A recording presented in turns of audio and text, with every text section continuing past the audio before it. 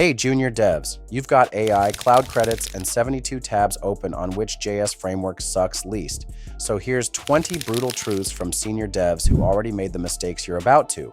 1. Code should vibe. If it reads like angry robot jazz, refactor it. 2. Serverless is real. Write function. Ship cry less. Then check your AWS bill. 3. AI isn't taking your job, but it will judge your variable names.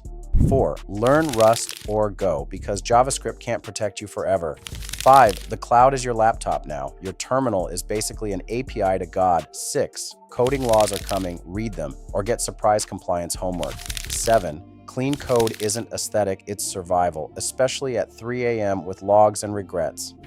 8. Bad code is glitter. You'll never fully get rid of it.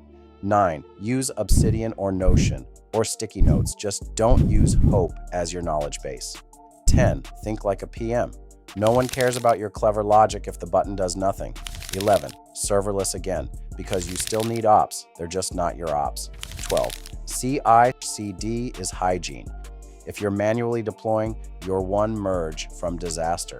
13. Business value greater than elegance. Your abstract class isn't helpful if no one uses it. 14. Open source, or at least fix your own typos. 15.